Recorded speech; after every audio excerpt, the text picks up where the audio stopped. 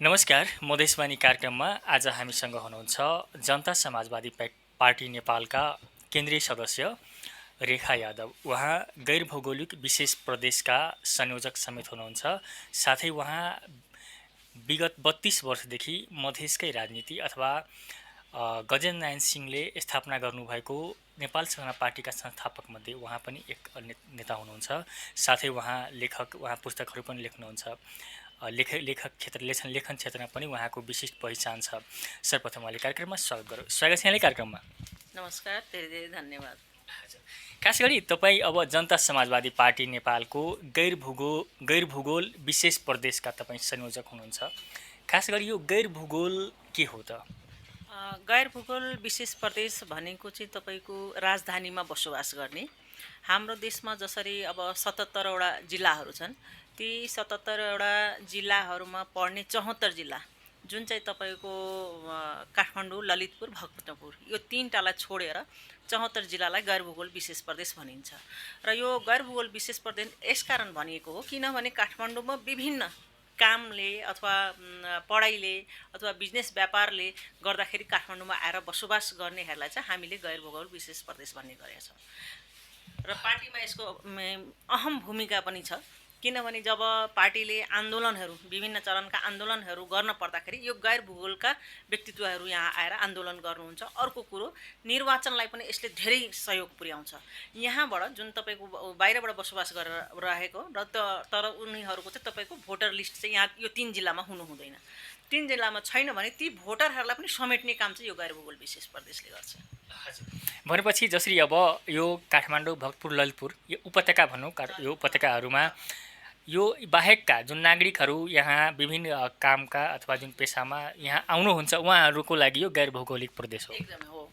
त्यही भएर नै बनाउन खोजेको किनभने कस्तो हुन्छ भने आफ्नो भूगोल छोडेर आइसकेपछि अब राजनीति गर्न त चाहन्छन् तर आफ्नो भूगोल नभइसकेपछि फेरि जो यहाँको लोकल भूगोल भएका व्यक्तिहरू छन् उसले त उसलाई फेरि ठाउँ दिँदैन नि त। नदिने भएको भएर उहाँहरूलाई चाहिँ समेट्ने काम चाहिँ यस गैर भूगोल विशेष प्रदेशले गर्छ। हजुर, भनेपछि यो 3टा जिल्ला काठमाडौँ, भक्तपुर, ललितपुरका यसमा हजुर। अब जसरी खास गरी जसपाको कुरा गरौँ, जनता समाजवादी पार्टी नेपाल अब जसरी विगत केही पछिल्लो केही समय एउटा विभाजनको शिकार पनि भयो। अहिले पार्टी अब फेरि आफ्नो जुन सुझ अभियान थियो त्यस अन्तर्गत मधेसभरि अथवा देशैभरि आफ्नो अभियान चलायो। त्यो अभियानको कति प्रभावकारिता भयो त? होइन, यो चाहिँ अब कस्तो भयो भने अहिले चलि नै राखेको अवस्था छ। हुन त हामीले मागमा सकाउने भनेका थियौँ तर अवस्था चाहिँ कस्तो आयो भने तपाईँको अब ठ्याक्कै हामीले सञ्चालन पनि गर्ने कार्यक्रमहरू पनि गर्ने यस्ता कुरा आएर फेरि दोस्रो भेगको कोरोना आयो। कोरोनाले गर्दाखेरि तपाईँको बिचमा फेरि अवरोध भयो।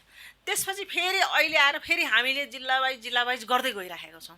तर समस्या के भइदियो भने कोरोनाले को कहर भन्ने कुरोले चाहिँ हामी अछुतो रहन सकेनौँ नि त।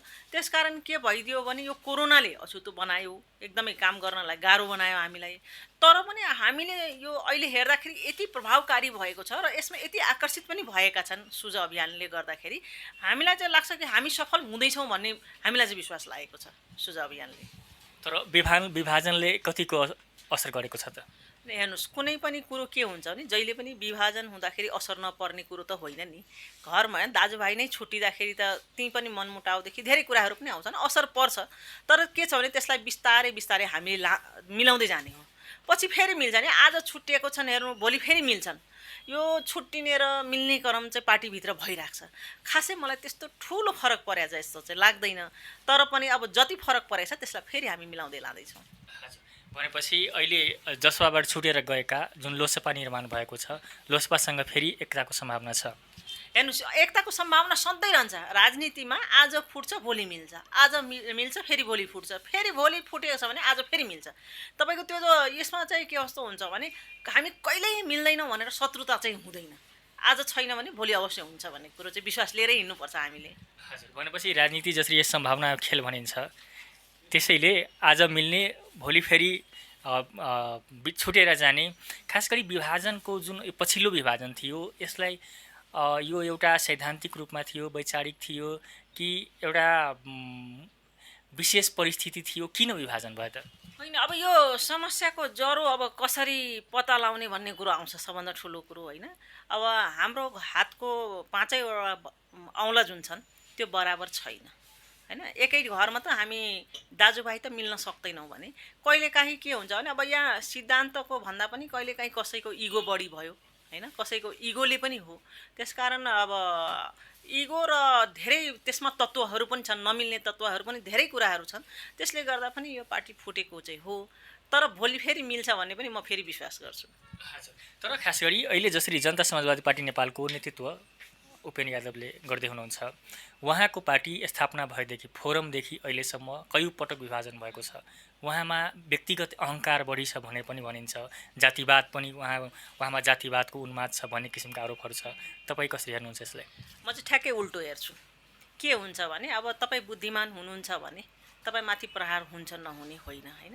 अब अघि पनि मैले तपाईँलाई पाँचवटा औँला बराबर नभए जस्तो अहङ्कार भन्न सक्छन्, नभन्ने छैन होला भन्ने पनि कुरो गर्दिनँ। र केही कमजोरी उहाँ पनि होला, नहोला होइन, उहाँ पनि भगवान् त होइन नि। तर केही कमजोरी हुनसक्छ।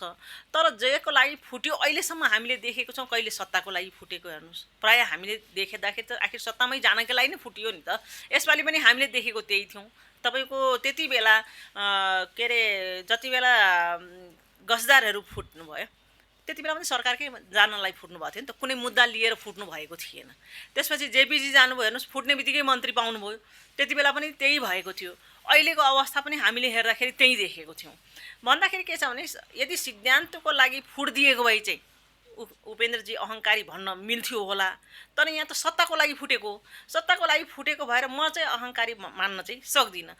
तर पनि अब हामीले यदि विगतका इतिहास हेर्ने हो भने हामीभन्दा धेरै पटक पार्टीहरू फुट्नेहरू यहाँ छन्, ठुला ठुला पार्टी होइन, जसलाई हामी कङ्ग्रेस कम्युनिस्ट भन्ने गर्दछौँ। त्यो त धेरै पटक फुट्यो नि त।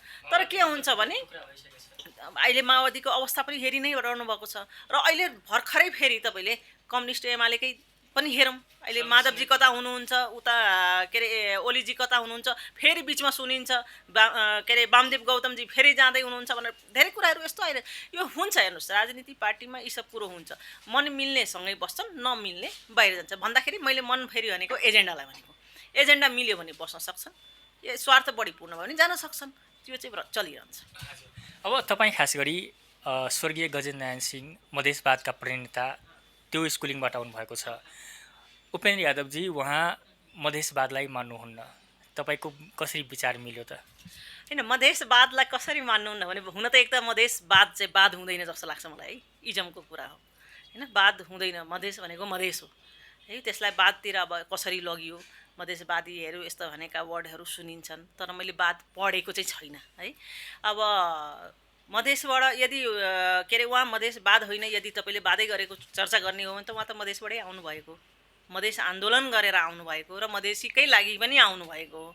त्यसकारण अलिकति मलाई यो वर्डले पनि कता कता गाह्रो बनाउन सक्यो। बेला बेलामा धेरै ठाउँमा हामी इन्टरभ्यूहरूमा जाँदा अथवा पढ्दाखेरि पनि यी शब्दहरू बढी बढी उच्चारण भएको देखिन्छ। मधेसवाद भन्ने कुरा, वाद भनेको कहाँबाट आयो मलाई त्यो चाहिँ थाहा भएन। तर उपेन्द्रजीले त आखिर जुन 64मा आन्दोलन गर्नुभयो मधेसकै निम्ति गर्नुभयो, मधेसीलाई नै लिएर लिनुभयो र आज पनि मधेसीसँगै हिँड्दै हुनुहुन्छ। तर के हो भने हामीले अब मधेसमा एउटा क्षेत्र मात्रै समातेर त हुँदैन। यदि देशमा मधेसीलाई तपाईँको सेनामा, प्रशासनमा, शिक्षामा लाने हो भने त हामीलाई मधेसमा मात्रै त आफ्नो दायरा बनाएर राख्न भएन। त्यसलाई त हामीले तपाईँको पुरा देशमै लानुपर्ने हुन्छ। त्यसकारण उहाँले राष्ट्र पार्टी बनाउन लाग्नुभयो र राष्ट्र पार्टी बनाउँदाखेरिको अहिलेको अवस्थासम्म त तपाईँहरूले आफैले बुझ्नु भएकै छ। भनेपछि तपाईँ पनि मान्नुहुन्छ मधेसवाद हुँदैन? वाद चाहिँ म वाद भन्दिनँ। वाद भन्ने कुरो चाहिँ कहीँ पनि लेखेको जस्तो मलाई लाग्दैन। यो त अहिले प्रचलनमा ल्याएको हो। मधेसवाद भन्ने कुरो चाहिँ हुँदैन, यो प्रचलनमा आएको। तर गजेन्द्रनारायण सिंहलाई उहाँलाई त मधेसवादको प्रणेता भनिन्छ। अहिले त्यही त मैले अघि पनि भने नि, यो वाद कहीँ न कहीँबाट ल्याए यी शब्द के। म पनि आखिर उहाँ गजेन्द्रनारायण सिंहजीले नै ल्याउनु भएको। मेरो राजनीति भनेको 32 वर्ष भयो। तपाईँको 2047 साल जति बेला सिंहदरबार घेराउ गरिएको थियो त्यो पहिचानको लागि गरिएको थियो। त्यति बेला आइडेन्टिटी हाम्रो देशमा हामी मधेसीलाई सधैँ इन्डियन भनेर, बिहारी भनेर होच्याउने काम गरिन्थ्यो। र हाम्रै घरको वरिपरि पनि तपाईँको नागरिकतादेखि वञ्चित भएका धेरै जनमानसहरू हुनुहुन्थ्यो र त्यति बेला म सानो उमेरको पनि थिएँ। त्यो बेलादेखि लागेकी हुँ। त्यति बेला पनि अब गजेन्द्रनारायण सिंहज्यूले पनि ल्याउनु हुँदाखेरि वादका कुरा गर्नुहुन्थेन किनभने त्यही स्कुलबाट म आएकी हुँ, त्यसकारण मलाई थाहा छ। उहाँले वाद भन्ने कुरा गर्नु पनि हुन्थेन त्यति बेला है। अब यो चाहिँ अहिले यो शब्द कहाँबाट आयो मलाई आफै पनि अचम्म लाग्छ। यो एकदमै अहिले त यति सस्तो बनाइदियो, फेरि यो वर्डलाई हरेकको मुखमा सुनिन्छ कि, अनि मिडियाहरूले पनि फेरि त्यसैलाई पनि प्रचार गर्दै लगेको छ होइन। बात चाहिँ हो जस्तो मलाई लाग्दैन यसमा चाहिँ। म आज पनि यो होइन नै भन्ने म विश्वास गर्छु। र गजेन्द्र नारायण सिंहले जुन आखिर एजेन्डा ल्याउनु भएको थियो त्यो पछि तपाईँको लोप विभिन्न कारण देखिहाल्नु भएको छ। यो बिचमा 64 को बिचमा लोप हुँदै गयो।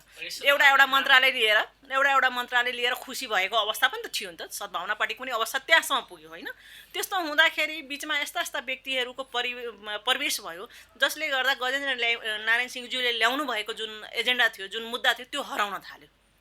त्यो हराउन थालेपछि त्यसैलाई उठाउँदै फेरि हाम्रो उपेन्द्रज्यू आउनुभयो। उपेन्द्रजीले त्यसमा अनि थप एजेन्डाहरू पनि ल्याउनु भयो होइन। त्यसपछि स्वायत्त प्रदेशका कुराहरू पनि आए। ती थपहरू एजेन्डा ल्याउँदै मधेसबाटै आउनुभएको हो। अहिले तपाईँहरू सरकारमा हुनुहुन्छ, लगभग हरेक प्रदेशमा जनता समाजवादी पार्टी नेपालको प्रतिनिधित्व छ, एउटा प्रदेशको नेतृत्व नै गरिरहेको छ। अहिले जसरी सङ्घमा हुनुहुन्छ, तपाईँहरूको जुन एजेन्डाहरू थियो अहिले जुन सङ्घ सरकारबाट सम्बोधन हुन सक्ने, त्यसप्रति पार्टीको अहिले त्यो किसिमको देखेको छैन, ध्यान देखेको छैन। सरकार बाहिर हुँदा चलो कुरा गर्ने, अहिले सरकारमा हुनुहुन्छ, अहिले तपाईँहरूको मुद्दा कहाँ गयो देखिएको छैन। होइन, सर्वप्रथम त म तपाईँलाई भनिदिउँ, सदनमा हामी कति % छौँ अथवा हामीलाई जनताले कति दिएर पठाए। आज पनि तपाईँ हेर्नुहोला मधेसका भोट होइन, मधेसका भोट यदि हामीले अहिले पनि काउन्टिङ गर्ने हो भने भोट त कसलाई बढी गएको छ होइन। तपाईँको जहिले पनि के हुन्छ भने सदनमा त्यही त 12%ले हुन्छ। तपाईँले 12%ले तपाईँको निर्णायक भूमिका खेल्न सक्नुहुन्छ। तपाईँले एउटा कुरा भन्नुहोस् न, तपाईँको 25वटा हुन्छ, 4वटा मन्त्रालय पाएर तपाईँले सबै म देशै चलाइदिन्छु भन्न पाउनुहुन्छ? जबसम्म जनताले निर्णायक भोट दिँदैन तबसम्म यी 2-4वटा नेता आएर बोलेर कराएर केही पनि हुनेवाला छैन। त्यसकारण अब इलेक्सन आउँदैछ, अब कमिङ डेजमा त आउँदै नै छ। अब जनताले मधेसी दललाई तपाईँको जिताउन जरुरी छ होइन, राष्ट्र पार्टी बनाउन जरुरी छ, र त्योमा पनि सङ्ख्यामा अथवा गुणात्मक हिसाबले बहुमत ल्याउन जरुरी छ। जबसम्म बहुमत ल्याउँदैन तबसम्म यी कङ्ग्रेस कम्युनिस्ट नै हाबी हुन्छन्, र यी हाबी भएकाले हाम्रा मुद्दाहरूलाई एड्रेस गर्छ भन्ने मलाई चाहिँ पटक्कै विश्वास छैन। तर अहिले तपाईँहरूले जुन पाउनुभएको एउटा महत्त्वपूर्ण मन्त्रालय छ, कृषि मन्त्रालय, अहिले किसानहरू आन्दोलित छ, कृषि मन्त्री कहाँ हुनुहुन्छ? उहाँ तपाईँहरूको पार्टीबाट के हुँदैछ? यस्तो छ, त्यसको लागि चाहिँ हामीले पनि घचघच्याउने काम गरिरहेका छौँ होइन। हामी कृषि मन्त्रीसँग पनि पार्टीले पनि धेरै राखेको पनि छ, किनभने किसान भनेको त सबभन्दा बढी हाम्रो तराईमै छ नि त होइन। अवस्था नाजुक हुने भनेको तराईकै हो, मधेसकै हो। र म मधेस भनेको फेरि 2 नम्बरलाई मात्रै मान्दिनँ। म झापादेखि कञ्चनपुर कैलालीको तल्लो भेगलाई नै मधेस भन्छु होइन। अब यो राज्यले छुट्याएर बनाए, 8 जिल्लालाई बनाइदिए, एउटा उपेक्षित हिसाबले बनाएको प्रदेश हो जुन हामीलाई आज पनि मान्य छैन। त अनि तपाईँको के हो भने अब मल खादको समस्या अहिले भइरहेकै अवस्था हो। हामीले बारम्बार कृषि मन्त्रीज्यूसँग पनि कुरा गर्दाखेरि अर्थ मन्त्रालयको बजेटको कमी एउटा कुरा त्यो पनि छ होइन। अर्थ मन्त्रालय बजेट त दिनु पर्यो नि कमसेकम, तर पनि उहाँ प्रयासरत हुनुहुन्छ अहिलेसम्म। अब उहाँले प्रयत्न गर्दै हुनुहुन्छ, तर भन्नुभएको छ वैशाखसम्म हामी पुर्याउँछौँ भन्ने कुरा भएको छ। तर एउटा तपाईँको भर पर्छ फेरि अर्थमा। अर्थ मन्त्रालय कतिको अर्थ दिन्छ भन्ने कुरा पनि त आउँछ नि त। तर उहाँ चाहिँ कोसिसमै हुनुहुन्छ अहिले पनि। भनेपछि तपाईँहरूलाई जेसुकै मन्त्रालय दिए पनि तपाईँहरूको काम जुन किसिमले काम जनताको अपेक्षा छ त्यो अनुसार काम गर्न नसक्नु, एउटा नामको लागि मात्रै मन्त्रीको त्यो चाहिँ कस्तो छ भने तपाईँको अघि पनि मैले गुणात्मक खेल भने होइन। गुणात्मक खेलमा के हुन्छ भने जसको गुणा बढी हुन्छ, सङ्ख्या बढी हुन्छ, उसले जहिले पनि हाबी हुने उसको एउटा सौभाग्य भन्नुहोस् न, र हाम्रो लागि दुर्भाग्य हुन्छ होइन। अब देशमा 1-2टा मन्त्रालय पाएरै मैले सबै थोक गरिहाल्छु भन्ने चाहिँ अवस्था छैन। त्यसकारण म आम जनतालाई पनि, आम नागरिकलाई पनि, हाम्रा नेपाली भोटरहरूलाई चाहिँ म तपाईँकै मिडिया मार्फत पनि एउटा रिक्वेस्ट चाहिँ के गर्न चाहन्छु भने तपाईँहरूको भोट बिक्री नहोस् होइन। त्यो भोटलाई संरक्षण गरेर मैले चाहिँ फेरि मलाई नै भोट देऊ भनेको होइन, जसले तपाईँको निम्ति काम गर्छ त्यसलाई दिनुहोस्, तर भोट बिक्री नगर्नुहोस्। यदि तपाईँले भोट बिक्री गर्नु भएन भने नेता राम्रो छानिएर आउँछ र काम पनि गर्न सक्छ र उसको सङ्ख्या पनि बढेर जान्छ। त्यो चाहिँ हामीले गर्न पर्यो र मधेसबाट मधेसीलाई कतिको जिताउँछ भन्ने कुरा फेरि मैले त्यो मधेस 8 जिल्लालाई भनिरहेको छैन है, झापा र कञ्चनपुरसम्मकोलाई मैले जोडिरहेको छु। एकदम त्यो 22 जिल्लाको यदि मधेसीहरू जितेर आयो भने सदनमा सङ्ख्या त हुन्छ नि त। तपाईँको सङ्ख्या यदि बढ्यो भने त कर लागेर पनि चाहे त्यहाँ कुनै पनि खसवादी होस् आर्यवादी कोही पनि होस् उसले त तपाईँको करमा त काम गर्नै पर्ने हुन्छ। मेरो बहुमत छ भने त तपाईँ त कहाँ हराउनुहुन्छ। जसरी अहिले हामी हराएका छौँ उनीहरूको बहुमत भएर हो नि त, सङ्ख्या उनीहरूको गुणात्मक बढी छ। त्यसको लागि म आम नागरिकलाई चाहिँ अनुरोध पनि गर्न चाहन्छु, कमसेकम यसपालि आउँदो चुनावमा यो तल्लो भेगबाट भए पनि हामीलाई बढीभन्दा बढी मत दिएर सङ्ख्या बढी पारेर पठाउनु भयो भने हामीले लगेका एजेन्डाहरूलाई हामीले सजिलै गरी एड्रेस गराउन सक्छौँ। हजुर, तर जसै प्रदेश 2 मा तपाईँहरूको सरकार छ, प्रदेश 2 को सरकारले काम गर्न सकेन अथवा जनअपेक्षा अनुसार काम गर्न सकेन, भ्रष्टाचार धेरै गर्यो, धेरै गुनासो तपाईँहरूको पार्टीको सरकारमाथि, पार्टीले किन हेर्दैन अथवा पार्टीले निगरानी कति गरेको छ? अब यस्तो छ, कमी कमजोरी छैन भनेर चाहिँ म चाहिँ भन्दिनँ। कमी कमजोरी केही छ, नभएको होइन। तर तपाईँ हाम्रो देशको इतिहास पनि हेर्नुहोस् न। इतिहास हेर्दाखेरि यो त अहिले भर्खर हामीले जगको लागि खाल्डो खनेको छौँ। भर्खर यो 64 पछिको पहिलो सङ्घीयता आएपछि पहिलो सरकार बनेको हो नि त, होइन? भन्दाखेरि के हुन्छ भने कुनै पनि कुरो एकैचोटि हुँदैन। तपाईँ पहिला बिउ रोप्नुहुन्छ, त्यसलाई बिउलाई पहिले तपाईँले स्याहार सुसार पानी मल जल गरेर बल्ल तपाईँ अलि सानो बिरुवा बन्छ, त्यो बिरुवा बनेपछि बल्ल बोट बन्छ। भनेको कस्तो भने अहिले त हामीले जग खन्ने काम मात्रै गरेको छौँ। तपाईँले जग्गैमा खन्दैमा सबै पाउनुहुन्छ भन्ने त छैन नि त। तपाईँले पहिला बिल्डिङ बन्नको लागि त जग बलियो बनाउनु पर्यो, जगको गहिराई कतिको छ त्यसलाई कसरी पुर्नुपर्छ पहिला त्यो गर्नु पर्यो नि। अहिले भर्खर सुरुवाती दौर छ, हामी सुरुवाती दौरमा यसरी आत्तिहाल्नुपर्छ जस्तो पनि मलाई लाग्दैन। यो बिस्तारै बिस्तारै चाहिँ हुन्छ। तपाईँको पञ्चायत कालै हेर्नुहोस् न कति वर्ष रह्यो, त्यसपछि प्रजातन्त्र आयो कि प्रजातन्त्रमा सबै त्यो हामीले पाएका थियौँ त? त्यसपछि लोकतन्त्र आयो, लोकतन्त्र आएको आज 10-12 वर्ष भइसक्दाखेरि पनि हामीले नपाएको अवस्था त छ नि। देशमा हामी अझ पनि लोकतन्त्रमा हामी बाँचिरहेको छौँ जस्तो अनुभूति चाहिँ छैन। त्यसकारण के छ भने भर्खर जग खनिएको छ, हामी नआत्तौँ, बिस्तारै यो जग राम्रो बलियो बन्छ र भोलि हाम्रो मधेसले आफ्नो राइट्स पनि पाउँछ। तर जसरी कि प्रदेश नम्बर 2 खास गरी संहिताको जननी भनिन्छ, त्यहाँबाट त्यो कोर मधेस हो पनि त भनिन्छ। खास गरी त्यही प्रदेश यो एउटा नमुना प्रदेशको रूपमा हुनुपर्ने थियो। तर यहाँ भ्रष्टाचारको जुन किसिमको कुराहरू छ, मुख्यमन्त्री कार्यालयमा छापा पर्नु, तलदेखि माथिसम्म भ्रष्टाचारमा चुल्लम डुब्नु जुन आरोपहरू छ, लेखा प्रतिवेदनहरू पनि त्यस्तै किसिमको आइरहेको छ। तपाईँको नमुना एउटा काम गरेर देखाउनु पर्ने थियो भन्ने एकदमै यो कुरोलाई म मान्छु, होइन? अब त्यहाँ कस्तो के भइरहेको छ भने त पर्सनली त हामीलाई पनि थाहा हुँदैन, होइन? तर पनि मलाई चाहिँ कस्तो लाग्छ भने जसरी अख्तियारका कुराहरू आए यी सब भए, अहिले जबसम्म उसले प्रमाण दिँदैन, प्रमाणित गर्दैन यहाँ यस्तो भयो भनेर, त्यति बेलासम्म भन्न गाह्रो छ। यदि प्रमाणित हुन्छ भने त हामी पनि कहाँ छोड्छौँ र? हाम्रै सरकार भयो भन्दैमा तपाईँको हामी माथि शासन गर्न त कहाँ दिन्छौँ र, होइन? हाम्रो जनता जसरी हामी स्वतन्त्र छौँ, हाम्रो जनता पनि स्वतन्त्र हुनुपर्छ भन्ने मेरो पनि विचार हो, व्यक्तिगत विचार र हाम्रो पार्टीको पनि के अरे के भन्छ भनाइ अथवा उसको एजेन्डा पनि हो, होइन? किनभने हामी त अधिकार सम्पन्न हुनुपर्छ, अधिकार सम्पन्न समाज हुनुपर्छ भन्ने हाम्रो भनाइ पनि त हो नि त, होइन? यदि त्यस्तो हुन्छ, अहिले पार्टीले हाम्रो पार्टीमा पनि कमिटीहरू पनि यस्ता गठन पनि गरिएको छ जसले अब यो निगरानी, किनभने यो बिचमा जब यो हल्लाहरू आइसकेपछि हाम्रो पार्टीले पनि कमिटीहरू निर्माण गरेका छ जसले 2 नम्बर प्रदेशको निगरानी गर्छ। त भ्रष्टाचार भएको छ कि छैन, छ भने कार्यान्वयनमा जान्छ, के अरे कारबाहीमा जान्छ, होइन भने फेरि त्यसैलाई निरन्तरता दिन्छ भन्ने कुरो चाहिँ हाम्रो पार्टीले पनि निर्णय गरेको छ। हजुर, अब जसरी पार्टीमा खास गरी अध्यक्ष सङ्घीय परिषदका अध्यक्ष डाक्टर बाबुराम भट्टराई र अध्यक्ष उपेन्द्र यादव बिच टकराव बढ्दै गएको छ, दूरी बढ्दै गएको भनेको चाहिँ समाचारहरू आउँछन्, के हो यो खासमा? अब यो हेर्दाखेरि अब बाहिर हामीले पनि सुनेको हो, होइन? हुन त केही दिन अगाडि पनि हामी मिटिङ बसेको पनि थियौँ, तर अब त्यस्तो मिटिङमा देखिएन। अब बाहिर नेताज्यूहरू बोल्नुभयो होला, अब हामीले चाहिँ खासै भन्ने हो भने भित्र त्यस्तो कुनै पनि छलफल भएको छैन। अब कहिलेकाहीँ चाहिँ के हुन्छ भने तपाईँले पठाएका व्यक्तिका नाम नहुन पनि सक्छ, त्यो हुन्छ भन्ने नै छैन नि। जबकि हाम्रो पार्टीमा यति लोकतान्त्रिक पार्टी हो यो। आज नेपालको यदि काङ्ग्रेस हेर्ने हो भने, कम्युनिस्ट हेर्ने हो भने, यी सबै पार्टीभन्दा तपाईँको हाम्रो लोकतान्त्रिक पार्टी छ। आज तपाईँको केन्द्र कमिटीदेखि लिएर वडा कमिटीसम्म हेर्नुभयो भने हाम्रो लोकतान्त्रिक पद्धतिबाट छ। हरेक जात जाति समुदायको छ त्यहाँनिर प्रतिनिधित्व। अघि नै पनि तपाईँले जातिका कुरा पनि गर्नुभएको थियो। मलाई आफै अचम्म लाग्छ यी सब कुराहरू।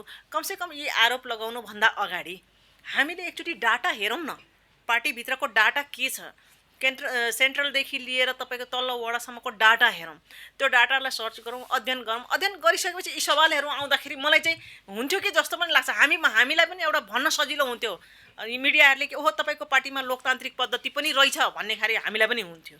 तर अब समस्या के भइदियो भने यहाँ त्यो नदेखिने गरी तपाईँको सधैँ एउटा आरोप के लाग्ने गरेछ भने जातीय भन्ने कुरा सुनिन्छ कि अचम्मको कुरा लाग्छ। हाम्रो कार्यकारिणी समितिमा हेर्नुहोस् त, त्यसमा कुन जातले कति प्रतिनिधित्व गरिरहेको छ। त्यसपछि केन्द्र बडीको हेर्नुहोस्, वडासम्म हेर्नुहोस्, त्यसैबाट थाहा हुन्छ। अब समस्या के हो भने हेर्नुहोस्, त्यहाँनिर तपाईँ अब यही मलाई थाहा थियो तपाईँले यही सोध्नुहुन्छ भनेर, र यसलाई पनि तपाईँले लिनुहुन्छ भने तपाईँको भोटरको त्यो पनि हामीले बुझ्नुपर्ने कुरा हुन्छ।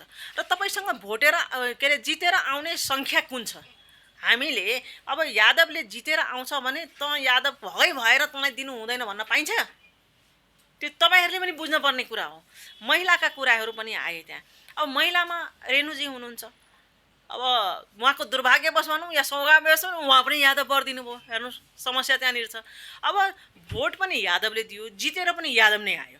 हेर्नुहोस् है, आइसकेपछि तपाईँ मूल्याङ्कन गर्ने कि नगर्ने कि सधैँ ऊ यादव भयो, यो उपेन्द्र यादवको पार्टी हो त्यस कारण यो यादवलाई ल्याउँछ या यादवलाई काट्नुपर्छ भनेर हामी काटिदिने, त्यो त अन्याय त हो नि त।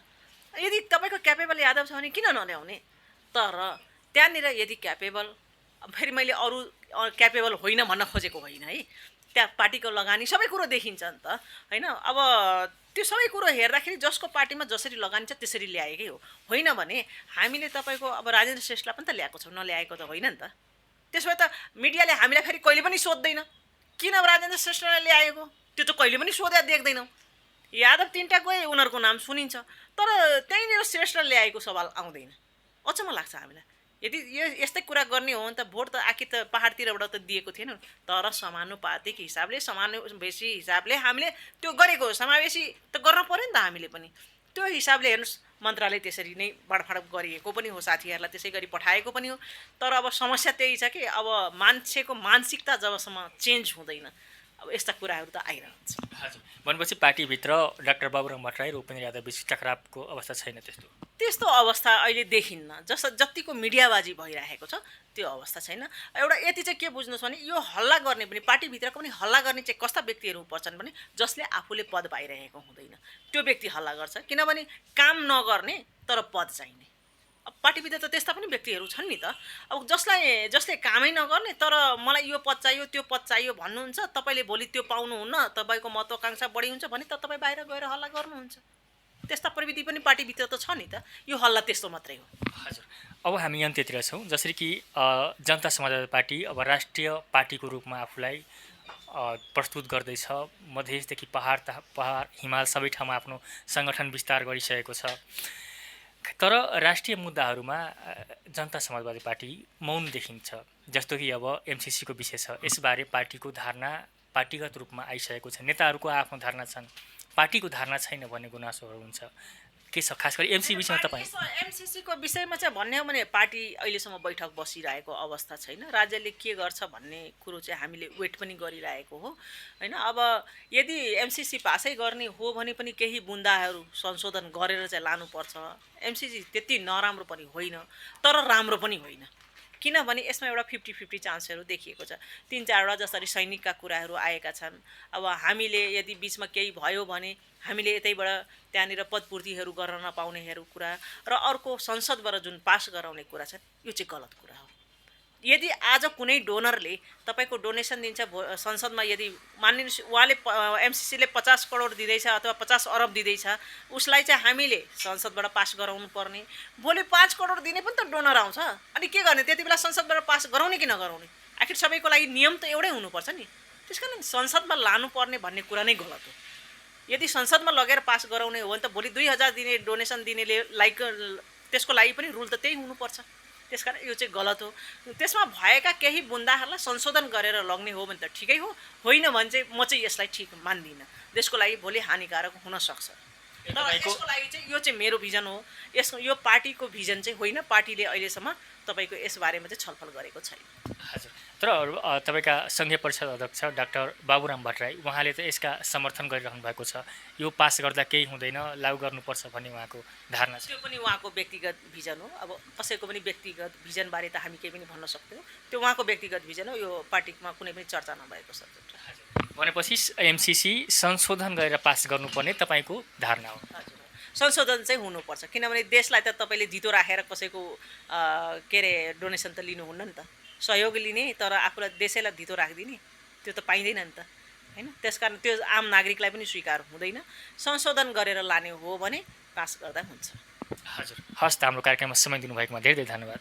तपाईँलाई पनि धेरै धेरै धन्यवाद। मेरा शब्दहरू राख्ने मौका दिनुभयो, धेरै धेरै धन्यवाद। हजुर, आज हामीसँग हुनुहुन्थ्यो जनता समाजवादी पार्टी नेपालको केन्द्रीय सदस्य रेखा यादव। उहाँ जसपा नेपालको गैरभूगोल विशेष प्रदेशका संयोजक हुनुहुन्छ, इन्चार्ज हुनुहुन्छ। यस्तै उहाँ लेखकको रूपमा पनि आफ्नो पहिचान बनाउनु भएको छ। उहाँले दुईवटा बुक, उहाँको दुईवटा किताब, उहाँको कृतिहरू सार्वजनिक भइसकेको छ र अर्कोको उहाँको तयारी भइरहेको छ।